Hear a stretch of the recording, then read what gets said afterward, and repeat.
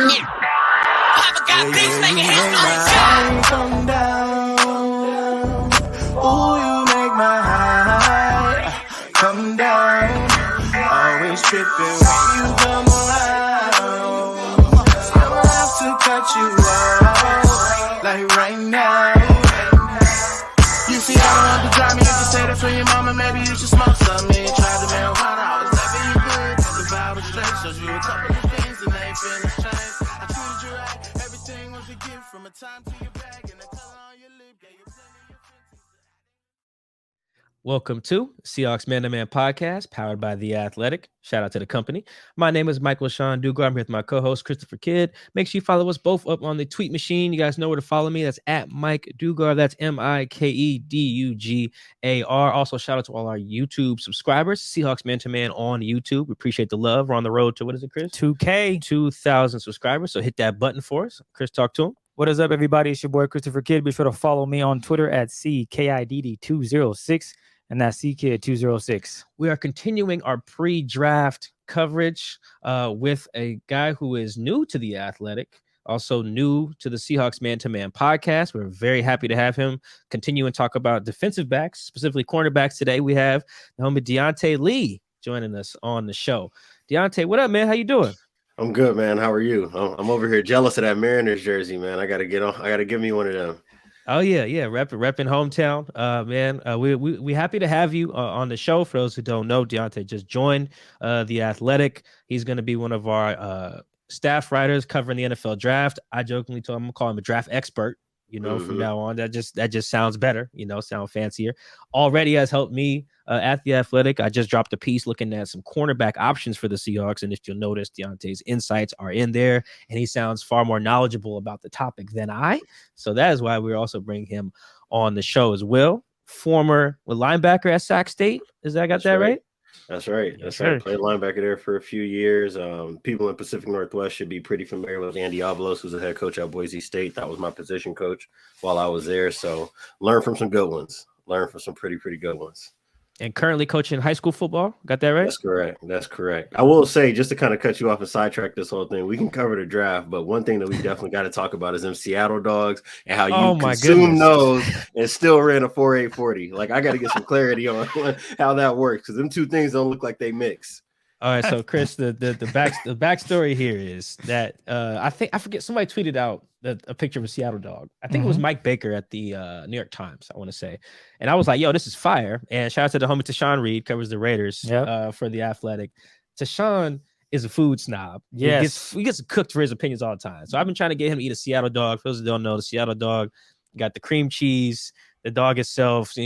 Some people put like sauerkraut or lettuce on there. I don't do that, but you get just your grilled onions on there, maybe throw some barbecue sauce. I'm from Seattle. Chris is from Seattle. Do you eat the Seattle dog? No, I don't think so. No, you never. So the reason why I'm not surprised Chris don't is because up here, the Seattle dog is more like all right, I'm out drinking, and right outside the club, there's a truck, and I'm about to get it at 2 a.m.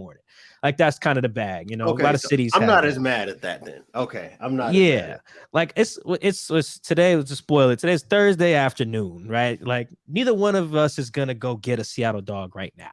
Right. Like, the last time I had a Seattle dog, it was about 2:30 in the morning. The line was crazy around the block, so I told a bunch of girls, "Hey, I'll cut y'all and I'll buy all y'all dogs." Can I? Wow. I know. I felt fire. What a move! That. I see you, bro. I know. That's why I'm still on the show. Pockets must have been heavy that night. Boy said, "I'll pay for it." Carrying a different kind of bag. Yeah, I felt good about that one. But that was at like 2:30 in the morning. But I would. The reason Deontay's bringing it up, because I'm in a group chat. We're in a group chat together, and I was getting barbecued for a good couple hours, because the group chat got a bunch of people from all over the country. A lot of people ain't been to Seattle. They seen the cream cheese on the dog and was like, "Mike, you are bugging." Yeah, and it's fire though. It's have probably. You ever had one, Chris? I actually have had a dog. It was actually not 2 a.m. It was around 11 p.m. We were actually calling it night a little early. And yes, we did go to those little stands and get me a little crazy hot dog. And it had like relish. It was crazy with it. It was good too. So I feel you on that. Yeah, it's not like a regular. It's not like a Sunday afternoon delicacy. It's more like Friday night. Right. I'm lit. Club just got out. I didn't get her number, so I'm hungry. Right. Let me. I'm alone with your little consolation prize. Yeah, like I'm gonna go home. At least I'm gonna go home with a full belly. Because ain't nothing open around here after about 2. It's not like other places around the country where you can get you like a full ass meal Atlanta, at 3 a.m. Right. Yeah, pretty much anywhere in the South, pretty much. Yeah, like it's not like that up here. Gotcha. Like you gotta basically go to the hot dog stand or IHOP. Deontay said, "Yeah, I only do ketchup on my hot dogs, my friend." Yeah, bro. I don't know nothing about all them ingredients she said, and I'm spoiled, right? I'm spoiled because I live in San Diego. So when I hit those moments, it's somebody out selling tacos on the corner, right? Like, and they got the whole little grill set up, so they chopping up the carne asada right in front of me and all that. So I guess I'm just blessed in a different way. I know that different places you got to make do with what you got. So yes. I'm here to identify, not to judge. So I get it. I get it. I just want everybody, Deontay included, if you guys anybody come to Seattle, I know some people who listen have hit me up usually when they come to games. But if y'all here on like a Friday night, Saturday night, call me. We'll go out and get your Seattle dog on me because clearly, yeah, like I said, I'll buy the dogs. Not tripping off that. And they're good, man. They're good. Another quick thing. I know we're being on a little tangent here, but I'm sure you saw the film on Mike's 40. Can you break down what you saw and from this cornerback and what you see from him if he were to play in the NFL level? What could he bring to the table, if anything at all? So number one thing, I got to give my guys flowers to start with. To run a 4.840 basically just on the strength, just because somebody asked you to do it, I was impressed. And he ran that 4.840 with a bad start. Like if you go by what speed coaches would judge it by. So if he had actually put in some time and train, went and met with Les Spellman and all those guys who work out at Speed City and all that, you might have been able to crack a 4.6. So I was impressed with that. And I will say, like the broad jump and all that, I'm like, all right, maybe you could play a little bit of corner. We'll kind of get into it a little bit. If they miss in the draft, they might be making a call to this podcast to get somebody to go play in the slot. Unrestricted free agent, right. Mike Dugar. Is that how you say? Oh, Dugar. Dugar is Man, the problem is, boy, you have me playing the slot. I ain't in no run fits, boy. I feel that. No, I feel that. Them days is behind me too, bro. You can have them yards. I'm good.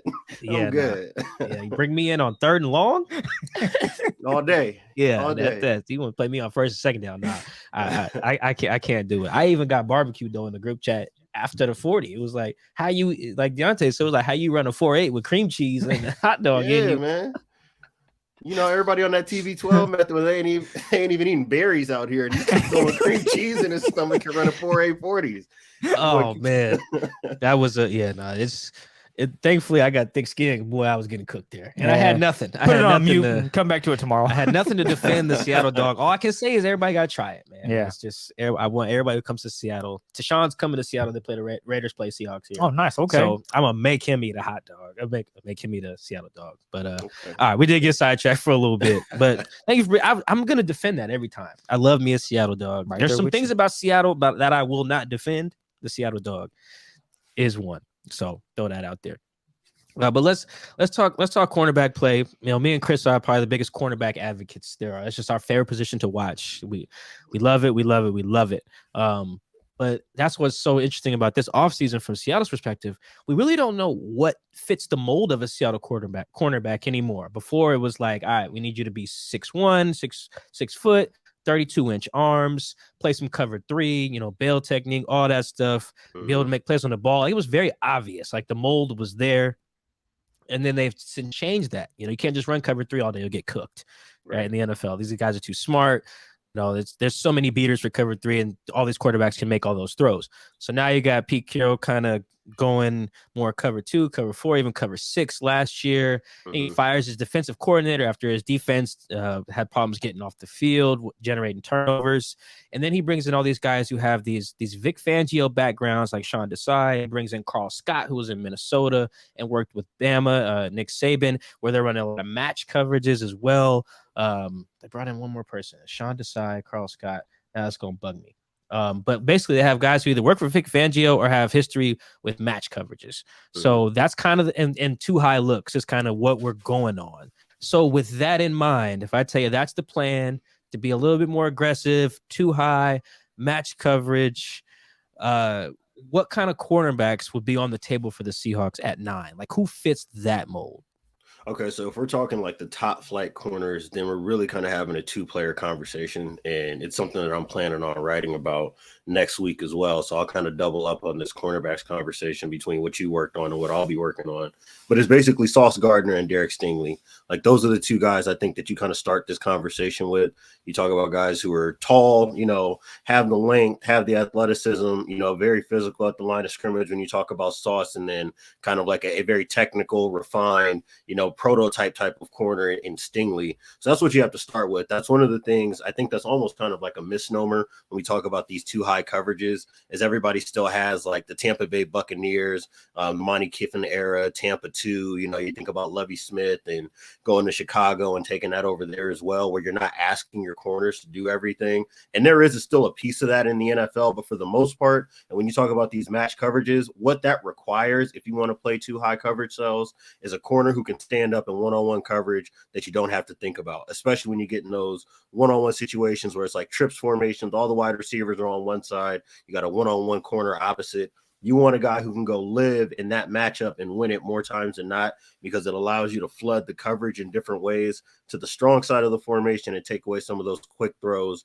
in those intermediate windows. So that's kind of the first starting point. So, if Stingley is available at 9 and they're not trading or looking to get a quarterback or something to that degree, then I would definitely be looking at a guy like Stingley or Gardner, whoever is the next one available at 9.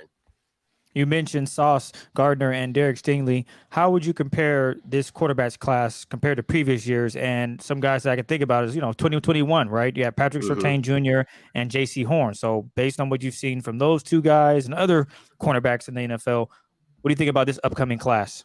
Well, and I think about the draft before that too, with AJ Terrell and what he was able to do last season. So if I was to look for young guys to comp him to, I would say that Stingley could be an AJ Terrell-esque corner while not necessarily having that same top-tier speed that we know Terrell has. When you think about a guy who's kind of a technician, Terrell is pretty slight in his frame and his build, so he's not beating anybody up on the line of scrimmage. Where he wins at is having great feet, fluid hips, the ability to play at the top of the route, bottom of the route, et cetera, at the catch point and all those things. That's who I think about with a guy like Stingley is AJ Terrell. And then you think about like Patrick Surtain and JC Horn. That's probably a little bit closer to who Sauce Gardner is. Talk about guys who really want to play with their hands, be physical at the line of scrimmage, try to bully guys. You want to run with them step for step. That classic bump and run style of corner. That's what Sauce Gardner is. It's a coin flip for me. Like, it all comes down to some stylistic preferences, and I can nitpick with both. Like with Stingley, you can see some of the times where he kind of lets go in his focus. You definitely saw that in the last year and in the COVID season when he was healthy. There are some times where it seems like he's almost bored out there. So, and he was kind of taking advantage of at different points for that. And then with Sauce, you're talking about a corner that sometimes is a little bit too physical, or maybe too reliant on the fact that he's 6'3" with long arms. He'll really start lunging and leaning on guys or letting them win at different points in the route on the assumption that he'll be able to get back in phase to break up the football. So those are the two things you can nitpick, but I don't think you can go wrong. And you can definitely look at the last couple of drafts and some guys who have all pro potential and think that these two can line up with those types of players. I mean, you mentioned these two guys in Sauce Gardner and Derek Stingley. They are incredible. And a big factor might have been the fact that they simply just were doing 7-on-7. And for those who don't know, 7-on-7 is taking over. I feel like anytime in the summer you go to a football field, there is some sort of 7-on-7 going on. It's a passing league. And I just want to hear your thoughts on the evolution of those skill positions and what these young kids in high school are gaining, preparing them for college, whether they play or not, what they're gaining from it. And then ultimately, when they get to the NFL, what are you seeing with the benefits of 7-on-7? I'm of two minds. So if you ask Coach me, I'm going to roll my eyes until they're stuck in the back of my head. I just don't like the fact that I got to give my weekends up in the spring, man. Fall is its own thing. I don't mind devoting all that time, but having to be out on the field for hours on end, watching guys in tights, and they have the snowboarding goggles and the headbands and all that. Like, it makes me, every time I step out there, I start feeling like my dad, like I'm some 50-year-old man going, this ain't even football. So I catch myself with that. But if I kind of take a step away from myself and kind of the way that I look at it, and I take a look at football and the scope of it in full, I mean, you can't not make that connection with corners, receivers, and quarterbacks specifically, and all the development that's available to you, right? if you're a believer in that Malcolm Gladwellian 10,000 hours type of theory and mastering your craft, that's where things like that happen. It's getting the repetitions all throughout the spring when you don't have to worry about a bunch of contact, right? The risk of injury isn't as high. You just get to go out there, get your reps in. Quarterbacks get to read coverages. Wide receivers get to work all these releases against press coverage, off coverage, zone, man, your match coverages, so you get all these looks. And I think that, with Jerry Jeudy, I remember, the talk around him was that's a guy who, since he was 8, 9 years old, right, has probably been traveling around the country going against, the best of the best in the country, right? Doing 7-on-7. And that's a great way to get exposure and develop your skill set. So it's not just running 7-on-7. It's the fact that these top tier, 7-on-7 teams, these invite only type of teams. I know there are great ones out in Houston and Dallas, Miami, in Louisiana, in California for certain, where you get to come together and it's maybe, 15 blue chip guys, 4 or 5 star guys in high school, and they're going all up and down the country playing up against other blue chip guys for hours and hours on end. So the ways in which you can develop yourself in that type of environment, I think, has added a lot to what we see. And it's probably a big reason why it feels like every year we say there are 6 or 7 wide receivers that can turn out to be number 1 Pro Bowl type guys. I think that that's going to continue both on the wide receiver side and with these defensive backs that can come in and play this one-on-one lockdown style of coverage. Not to put you on the spot here, but do you know when 7-on-7 took off? Can you pinpoint it? Oof. Can I pinpoint it?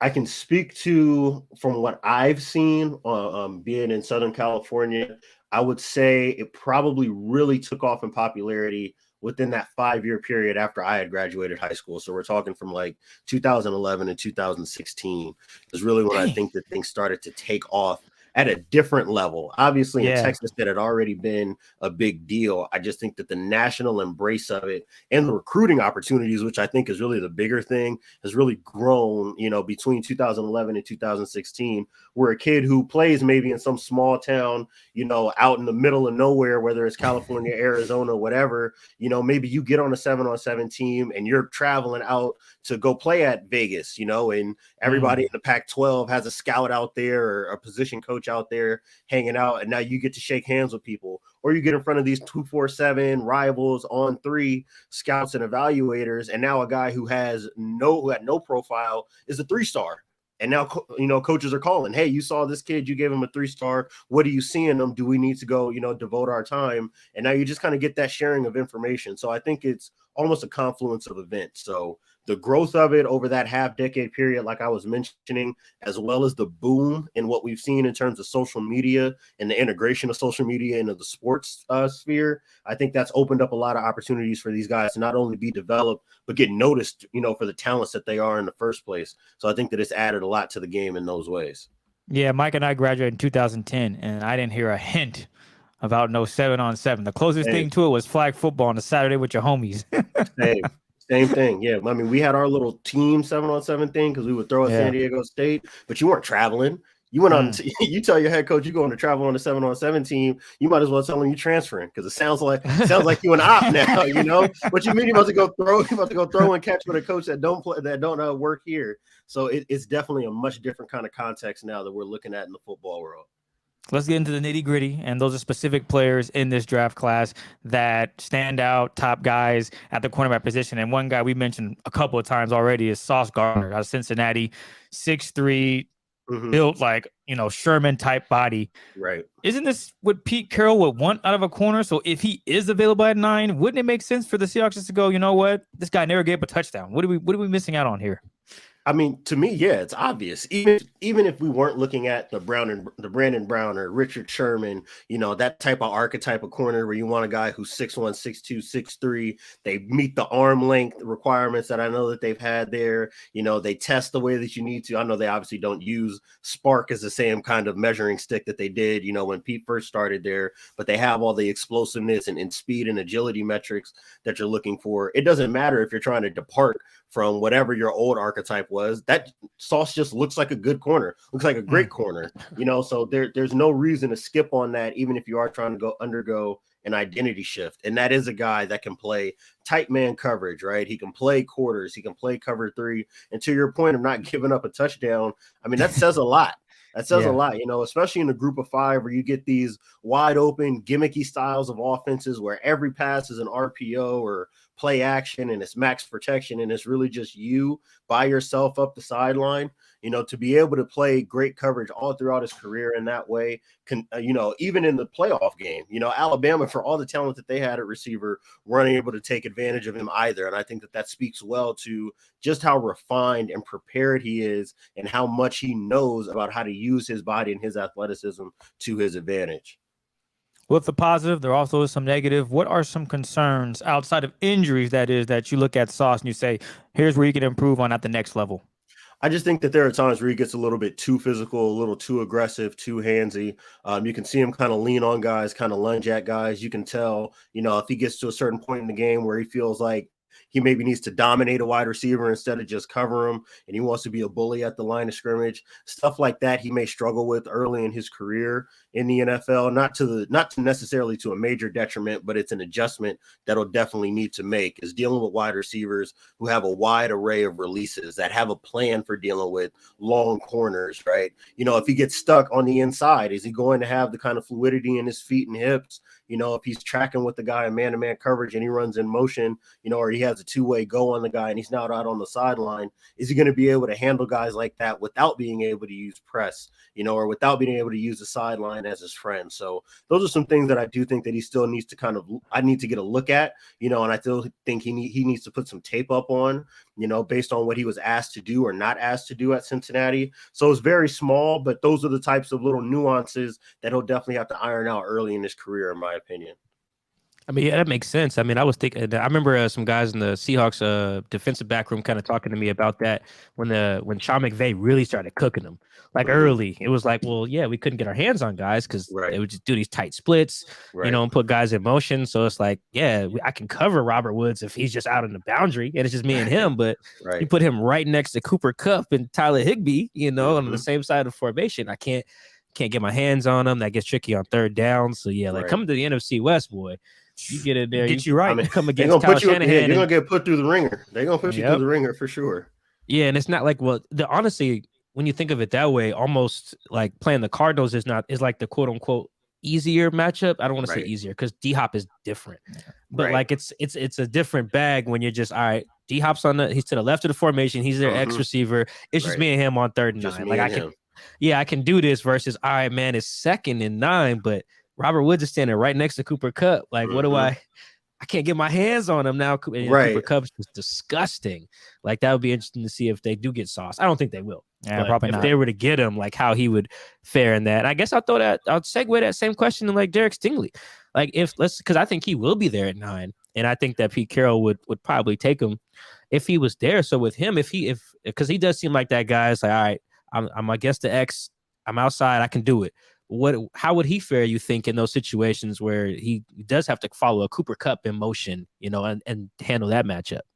So to me, I think that if I'm Stingley, that would be my selling point. When I go and I interview with these teams and I'm speaking with head coaches and GMs, I think the best thing that he can say is, yes, I can go be a number 1 corner, but if you need me to be a Jalen Ramsey type where, hey, on first down, you need me to line up in the slot because we've got to deal with, the potential of perimeter run, RPO, and play action, or this is the best way for us to run X coverage, I'll go do that as well. And I think that he has the ability to do so because he's so light on his feet and so patient in his coverage technique. That, to me, I think is what he should lean into, is the fact that he can tap into a level of versatility that I think wasn't even really asked of him in his time at LSU. And one of the things that I kind of think about with him, and we never think about non-quarterbacks in this manner, but this is, for as talented as he is, a corner that dealt with 3 defensive coordinators in 3 seasons, basically, right? Plus all of the fallout that came from post-2019 in LSU and the issues with Ed Orgeron, the issues with that program and some of the Title IX issues that they've had. I can only imagine the cloud of distractions that was going on. And I think that they got hit, particularly hard in the COVID season with an outbreak and people trying to get healthy and, maybe not having the best kind of communication or operations set up to be able to manage that. So when I look at him, my big thing is when he's in a professional organization, and I think that this is the same conversation I have with Kayvon Thibodeau as an edge rusher, you take him away from maybe all of the other things, all of the potential distractions, and it's just football, and he can lock back in on that. I think that you can look at a player like a Patrick Surtain and say, there's no reason why he can't be our version of that, even if it doesn't look like all pro level Patrick Surtain in year one, right? That's probably not a sustainable model to be basing things off of. He can certainly do that kind of job. And I think that he's good enough as a tackler and willing enough to show up and run support that you can move the guy around if need be, and he can play in your zones, your man, your match coverages, and do a lot. So that kind of versatility that I think he can tap into might be his best selling point in the NFL. Oh man, I really like the idea of taking Stingley, man. I'm biased because we love DBs around here. I've said this, man. The Seahawks either go O-line or DB. I'm okay with the quarterback situation, even though I know Mike is like, I don't know. Speak for yourself, Dan. Speak for yourself. At this point, if they can bolster up the defense and get Stingley or Sauce, I'm okay with it. And that's if they're still available, obviously. Right. But yeah, I feel it. The tricky part is that both with corner and tackle, our needs. It's not even that just their needs. Like the later you get in the draft, the harder it is to get a plug and play. Yeah, exactly. It's not the same as receiver or even edge to this, but mostly receiver and running back and even guard and center. Like, all right, if I don't take this guy at the 15th pick, I can probably get a guy at 45. Yeah, right. Like you can. Maybe he's not an all-pro, but he can play. He'll start. Right. He'll be fine, type of thing. You can have that mindset with different positions, but corner and tackle. No. Yeah, don't let me wait to the third round, boy. You're playing with fire. Yeah, I just gotta ask Mike. You're not trying to rap along to Jeezy with your quarterback. Oh my god, you ain't got no Jeezy bars for your quarterback. I shouted out to Sean earlier. I take it back now because he keeps trying to push Drew Lock on me because they both went to Mizzou. So I'm already knowing. It's not even that. So here's my thing with Drew. We get the sidetrack here, but this is important because Drew Lock does got some sauce, no pun intended. But the thing with me as a player is Pete Carroll is trying to sell me on him, not just me, but the whole fan base. Right. Sell the fan base and the media on him using a 5-game sample in 2019, largely. Right. Pete's just like, hey, like he played well in 2019 and they changed OCs, pandemic. And then that's why his numbers, he tried to force things. He got benched for Teddy Bridgewater. But if we can get him like his rookie year, then we got this. And I'm just like, okay, Pete, there's a thing. It's called sample size and it matters. You just only give me 5 games in the back half of a year when no one had tape on him. And that I'm just not buying it. And even then you go look at that 5-game sample. It's not like he was Brett Favre in that stretch. Like he was fine. Do like 7 touchdowns, 3 picks. Yeah, he had a game against the Chiefs in the snow where he had the worst QBR of the week that year. It was like 14 point something. Very bad game. So like if Drew's there, that's fine. I just think that if you come in telling me, hey, Mike, because I asked Pete at the press conference, I said, hey, do you think he can win a Super Bowl with him? It's like, well, yeah, if he plays like he did in 2019. Okay, that was 5 games. Right. That's a big stretch. It's a small stretch, really. And that's my issue there. But I do think he'll I'm saying it's a big stretch that you can win a Super Bowl. My apologies. Sorry about that. Like that's a big. I get it. I mean, as a USC guy, I get it. I love my guy Pete, but he can definitely be a little disingenuous in some of his answers.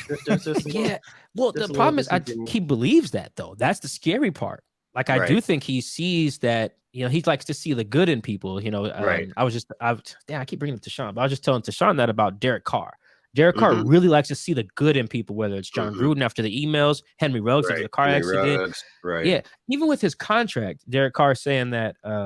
I took less so that they can sign more people, because last time I got paid, Khalil Mack got bounced.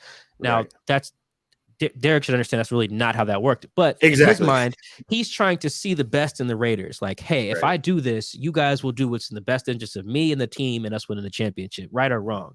Right. Pete's when literally everybody else is looking at it like, no, I think this contract is structured to where if you don't knock this out the park, then you're probably out of here.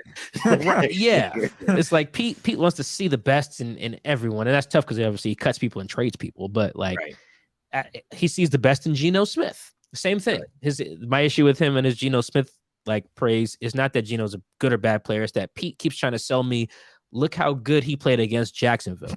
And it's just like, that's a small sample size in a 3-game sample, and B, That might be it was Jacksonville. It was Jacksonville during Urban Meyer's tenure, which might be the worst 1-year tenure of any NFL coach, in the modern era. Like, that's the sample size, Pete. Like, yeah, he, tore up the Jags that week. I was there. He completed like 13 straight passes. It was 14 straight passes to start the game and cook them. It's the Jags. Right. You know what I'm saying? Like, that's my issue there. So Chris might be cool with the quarterback situation. I'm all in on Desmond Ridder at 9 if they want to do that. I wouldn't hate that. I wouldn't hate that. I'm getting cooked for that too in different group chats as well. I like the idea of a man, guy what is it about you, bro? It just brings it out of people. I don't know. Because we're talking cornerbacks, but like Diante, here's my thing with Desmond. We talked about this with Jordan Reed at ESPN on our last when we did our quarterback episode. My thing with him is if you ask him to function within the structure of the offense, he can in theory do that. Like today. Right. Or at least give me a training camp and OTAs, and he'll be able to get that done. Where even if he doesn't have a highest ceiling as someone like Malik or even anybody else in there, if you can come in and just not be triple axling in the backfield and just hit a backside dig on third down, hey man, I'll take that. You can work with that, right? Yes, I can work with that. I can work with Malik Willis too, but it's like if I have to wait a year to work with that, well, I'm trying to win right now because I'll get fired. Right. If I have to throw Gino or Drew out there and wait for Malik to get right, I could be fired by MLK Day, in January. Like that's not funny, but damn. No, I mean, I'd like to put a date on it so people can understand, can feel it. Homie had to bring in the MLK Day for because that's what kind of Black Monday is around now, right? Because they pushed it out for 18 weeks, so like Black Monday kind of hits around MLK Day. It was really sucks to be a black coach. Yeah, for real, for real. What you say to me and my ancestors, bro? You wake up, you about to tweet you a MLK quote for celebrating. You get that text from the office like, "Hey, we need to meet. Like, bring all your things, your iPad." Man. Now, man, Lovie Smith better be careful. This MLK Day, man. You never know over there. The way the Texans is getting down. Right. But I got one more question going back to Stingley. Because the thing is with his sample size of his career. Got 2019 where he looked like one of the best players in college football on any side of the ball. And in 2020, he gets hurt. Yes. I think he had illness and a leg injury in 2020, and then he broke his foot, I believe, in 2021. Right. But a lot of people who watch more tape than Chris and I do suggested like that just the tape looked different, independent of health in those last 2 years. So which version of Stingley would the Seahawks be getting? That 2019 version or the one we saw the last 2 years?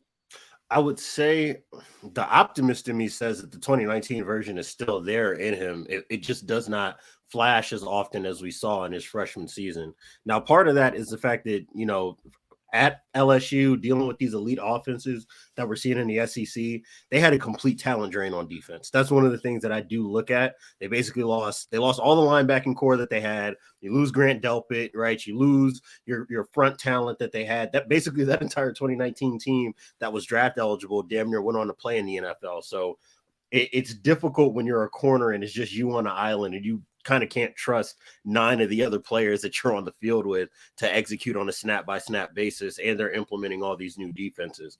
So I think if he's in an ecosystem, especially with some of the guys you name, Sean Desai, who we know has a reputation as being one of the strongest DB coaches in the NFL. You have Carl Scott, who, to your point, comes from that Saban tree, has coached some of the best defensive backs that have come out of Alabama and gone on to play in the league. You have Pete Carroll, who's a defensive guy, a DB guy by trade. So I would trust him in that kind of ecosystem. I don't think that with Stingley, that's something that can just blindly translate everywhere. Like, my biggest thing with him is don't make the assumption that he can just step in and be AJ Terrell, where you're playing on a bad defense, but you can still be an all-pro by yourself. I think that he needs to be in the right kind of ecosystem for him to kind of develop in the way that he needs to. And I think that getting the kind of coaching and development that would be available in Seattle will give him an opportunity to play more consistently to that 2019 level, and maybe not as up and down as people say he was in 2020 and 2021, because a lot of that I still think is a little overblown.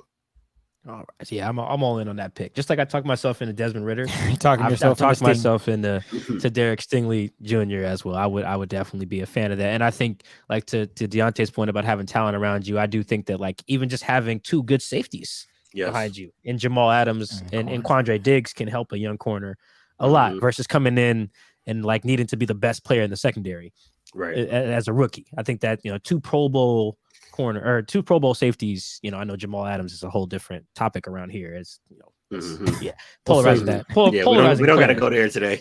Yeah, I'm pro Jamal Adams. That's my stance there. But yeah, I think that can help Derek as well. Let's go to local guy. Me and Chris both graduated from Washington State, but we're all right talking about two Huskies on the program because that's how much we respect cornerback player. And we're willing to talk about a program that really is churning them out. You know, when they had Jimmy Lake over there. So let's talk about Kyler Gordon. Really productive guy on the ball. And when we did that story kind of together for the Athletic, like you said, he checks all the boxes. You know, can play man, just can force turnovers, can play a bunch of different techniques, can be in a bunch of different schemes in the NFL. So I want to stick to the ball production in particular, because that's really where the Seahawks have had some issues the last few years. They were really bad at forcing turnovers last year. I think their cornerback group only had 2 interceptions, and they were both by DJ Reed in Week 16 against Tim Boyle, I think. Yeah. I think whoever the Lions quarterback was at that time. Yeah, right. Backup Tim Boyle. Yep. Yeah, in the same game. So that's how bad it was. Kyler last year had 9 passes defense, 2 interceptions. He had 14 pass defense for his the last 3 years of his career at Washington. So what about the way he was able to be productive on the ball can translate to the NFL? I think a lot of that comes to that versatility, the ability to play different techniques and kind of be scheme proof as a defensive back. Like, I hold him in the same conversation, and I don't know if everybody else in the draft does, in the ways that people talked about Andrew Booth from Clemson, right? Where you talk about a guy who can kind of fit in anywhere, can run your zones, your mans, play and press, play off, play inside and out. That's the exact type of way that I feel about Kyler Gordon. And to your point about those ball skills, right? Like, one of the things, as you were mentioning, is Washington's reputation now for taking some of these undersized or maybe not ideally sized defensive backs and still being able to develop them into plus man-to-man tight coverage type of players. And you see when he is targeted that he's great with his body positioning for a guy who's not going to be hulking over you in the way that a Sauce Gardner might be. And that ability to kind of finish through the hands or be able to get into these passing windows. That's the thing that I think kind of excites me most, is that it's not just that he's a guy who can play all these different techniques and schemes and just be okay, right? Or not give up explosive plays, with somebody who's confident enough, in spite of the fact that it's not like he was some 4-year starter, to be able to go out and make plays at the highest point, at the catch point, against different routes, even when they're breaking away from his leverage or he's not in the best position at first to be able to go break up the ball. I think he's done a great job of showing the fact that he has those skills, and you add that on top of his versatility, and I think that he makes for an ideal type of day 2 cornerback, and that's exactly where I think that his range will end up being. Sticking with the Huskies, I want to look at cornerback Trent McDuffie. When you watch the tape on him, what stood out and said, yeah, this dude can ball. He'll be someone that a team will love to have in their system? To me, it's that technician mentality, right? The live feet, the ability to go in all 360 degrees of change of direction. That's the first thing that you see, and it makes a lot of sense given his size, right? He's a pretty compact dude, not the tallest guy in the world, but he's got great fluidity, and that allows him to cover a bunch of different routes and different styles of receivers that you might assume would just have an advantage on him physically. And then you talk about some of the intangible stuff, and I know people's eyes glaze over when you start talking in certain platitudes, but I do think that when you discuss things like competitiveness, that drive, the ability to play through adversity, I think that that's something that applies to a guy like Trent McDuffie, because for all of the issues that I think Washington had between 2020 and 2021, his play never wavered. He was always the best defensive back on that roster, and that was something that you could close your eyes, turn your back, and never have to worry about. And I think that speaks volumes to the type of player and the type of focus that he has and the pride that he takes in playing the position. So if he's in a situation where, and I do think that you have to have real conversations about whether or not you can play a guy with, sub 30-inch arms outside, I do think that's a real world concern for him, especially in the NFC West, where, you're going to be dealing with some high level receivers. That is something that you have to be concerned about. But I do think if you can play him inside, for the most part, do what the Rams did with Darius Williams, right? Where you can play him inside until it becomes untenable, and then he can go guard either the best or second best wide receiver out on the perimeter, and you can roll the coverage opposite of him, or if he has a physical mismatch, you can roll a safety over the top of him, and he can play kind of that soft cover 2 corner type of zone. So I think you can do a lot with that guy. And the thing that I think I like the most about him is kind of what I was describing, that footwork, that hip fluidity, that ability to cover 360 degrees worth of routes because of how good he is with his technique. Well, I know, right? I know that sounds serious. At UW, he did play a lot of man there, and in the NFL, it's man zone. They throw a lot of things at you. And the Seahawks this season, they're potentially trying something new as well. What are your thoughts on his ability to actually learn and be able to play that zone coverage at the next level? I don't really have any doubts or concerns about it because a lot of this stuff kind of comes. The better zone coverage players, they do a lot of it on feel, instincts, repetition, and understanding what offenses are trying to do to him. Again, using another NFC West example, and he's not a DB, but you look at what makes a player like Fred Warner so special. It's not just that he's a freak athlete, right? It's the fact that he has this top tier, top level understanding of what offenses are trying to do in his area of the field. So he knows how to play different windows, what kind of routes you're going to get based on releases. A lot of that is just your mental acuity. And that's something that I really trust in a player like Trent to be able to pick up on. Hey, if I'm in cover 2, and we're playing up against the Vikings and they get in a tight split, I know that Justin Jefferson might do X, Y, and Z things. So let me play this route and trust that Harrison Smith can cover for me over the top. Those are the types of things that it comes down to. And I think that he would certainly have the ability to do so.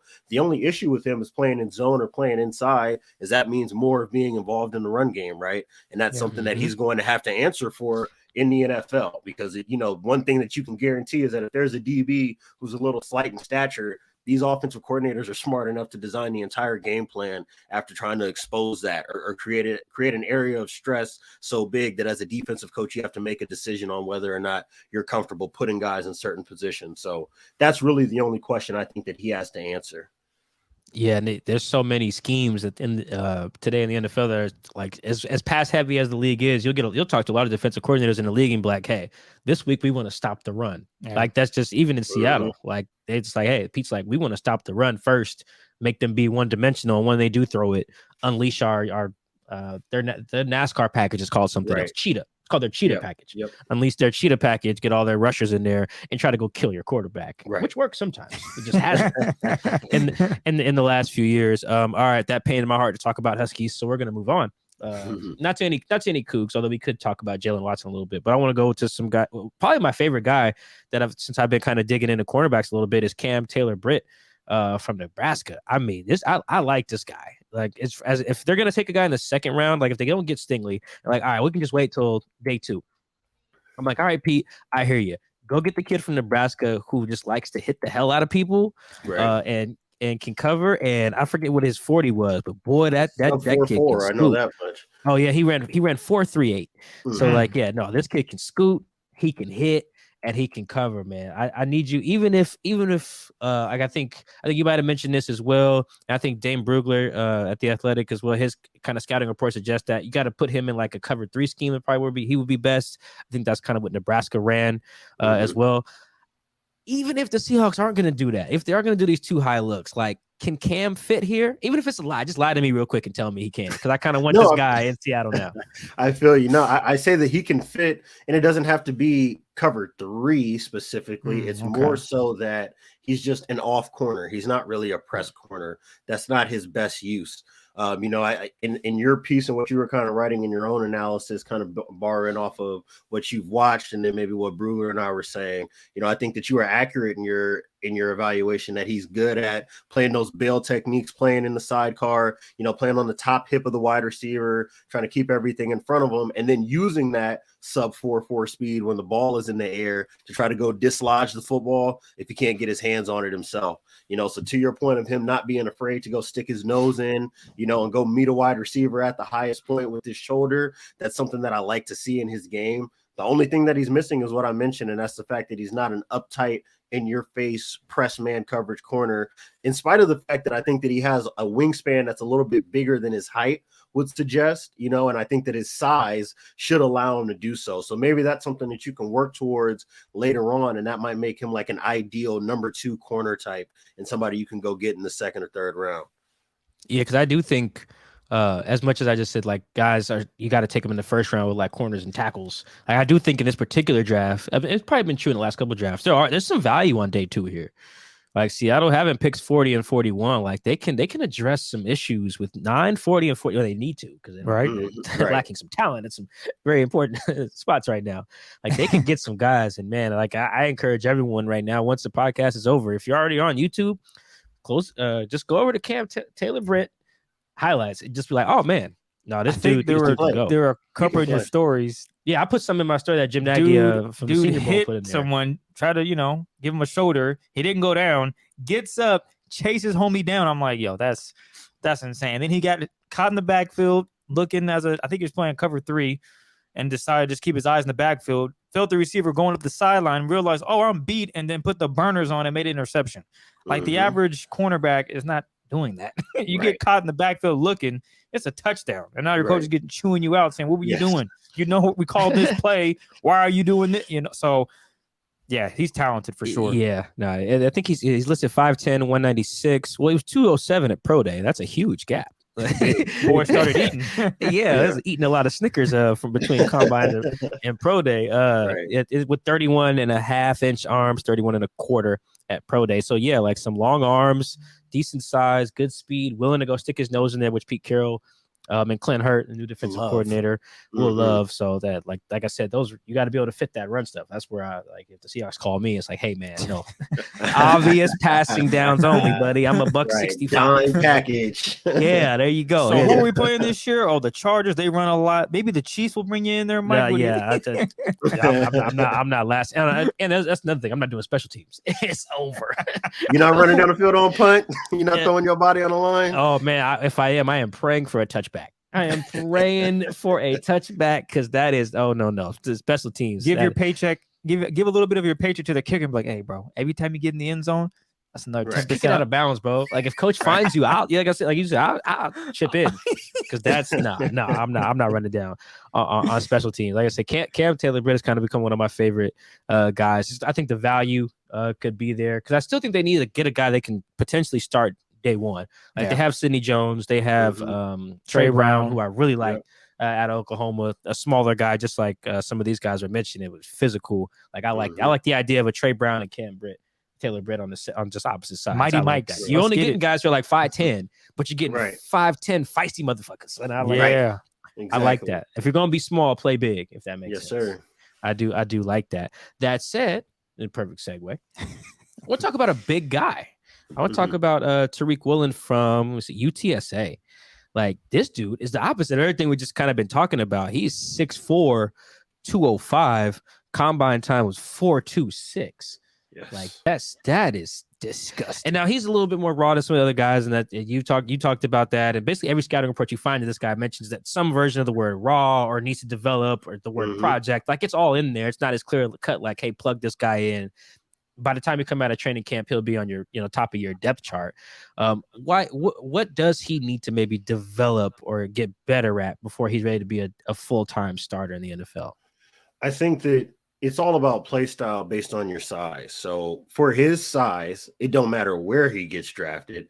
The idea is going to be a 6'4" corner that's over 200 pounds and has almost 34-inch arms. You got to be at the line of scrimmage playing press technique. We've got to at least try to see if that's something that you can do. So that to me will be the major area of development. And then it's not like he's walking in the door with Trevon Diggs level of ball skills, right? Like that is one thing that we have to credit somebody like a Diggs is that he can find the ball. He makes plays on the football all the time. That's not to say that Woolen can't at all. But at the NFL level, when you're raw in your technique, when guys can get behind you because of where you're looking or not looking, your understanding of adjustments based on formations and different technical, intricacies, those are the types of things that he's going to have to kind of shore himself up on if he wants to be the top flight corner that he can be. The thing to me is that, specific to the Seahawks, if you're in a situation where you miss out on Gardner, you miss out on Stingley, maybe you get one of the corners in day two that you like but don't love, and this guy is available on tools alone. I think that you have to pull the trigger on something like that, right? Like it would be really hard, when you're debating round 4 through 7, when you're talking about a lot of guys who are probably right at, if not just above or just below certain baselines in terms of NFL athleticism, when you get your eyes on a guy who looks the part, has the speed, and I think is enough of a ball of clay for you to be able to kind of mold however it is that you want to, I would never protest taking a chance on that, especially later on in the draft, where it's not like, to your point, you're expecting them to show up day 1 of training camp. Hey, one-on-ones, your first rep is going to be against DK Metcalf, and we're expecting you to go win that, right? Like that wouldn't be the situation or the expectation, which would probably be best for him because he is going to need a little bit of time. Yeah, and it's crazy. Like anybody here, like they're getting the crash course in coverage, and when you walk in as a rookie and your guys are DK Metcalf and Tyler Lockett, Chris always comes to training camp around the time that they start doing the one-on-one drills, and because you gotta have pads on for that, so the CBA takes like 5 or 7 days or something like that. Chris shows up then, and that's the best drill of the whole day. Right, it's just seeing who can cover DK Metcalf. Like that's really it, because you really don't get no help. There's no pass rush, and it's not like in 7-on-7, sometimes they have a little timer that goes off after a few seconds. There's none of that. So the quarterback can just stand back there. You just got to cover DK Metcalf with no help in front of everybody. Thousands of fans, coaches. Oh, it's a treat. But like the thing about Tariq is like, dude, he's 6'4", 205. He had arms were 34 inches at pro day, 33 and 5/8 at the combine. Like that's somebody looking DK in the eye at the snap. And can run with him. Yeah. Oh, it's pretty special, man. Special tools.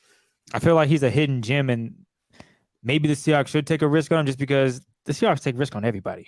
At this point, Mike can go look back at the draft and just be like, oh, took a risk on this guy. Did it work out? So at this point, with everything you're saying, I think the Seahawks should seriously take a look at him, considering they don't take a guy in the first round. If they don't get some of the other guys we talked about. Yeah. This is something you don't see often. I think the Seahawks, like Pete Carroll, I'm sure can coach him up. The DB's coach can definitely fine tune him. It'd be an interesting prospect, but I'm starting to feel like this is a guy that talk yourself into him now. I really have. And go ahead, Diante. No, I mean, he's a guy that I like. I'm sure. I mean, you guys are much closer to the situation, so you can speak on it better than I can. But I'm sure for a lot of Seahawks fans, they kind of shudder when you start talking about draft and develop guys or taking chances on guys. Pete 100% can see a superstar in a rock on the beach. So I get it. I 100% get some of the people who might be a little bit hesitant, especially with defensive guys. But again, to your point, when you talk about tools, the combination of size, physical traits, and the fact that you actually have an ability to develop him that's not going to require him to be out dealing with live bullets from the best of the best on day 1, it would be really, really hard to pass up on that for a team that just needs to add depth to its defensive backfield, period. Got you. Okay. So we didn't talk about really any of these guys. Andrew Booth Jr., is it Kair Elam?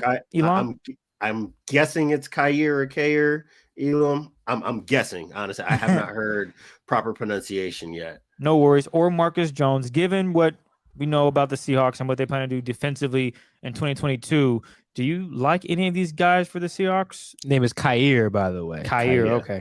Kair. So Kair Elam is the guy. That's the guy I've been banging the table for since the offseason began, and it's not like, I was just talking to somebody that runs a Bengals podcast a little bit earlier, and I'm going to repeat myself. It's not like, when I'm saying that Kair Elam can be a dude in the NFL, that I'm breaking news. This is somebody who was coming into the 2021 season, was kind of being talked about as, potentially being in that same tier or maybe right below Sauce and Stingley.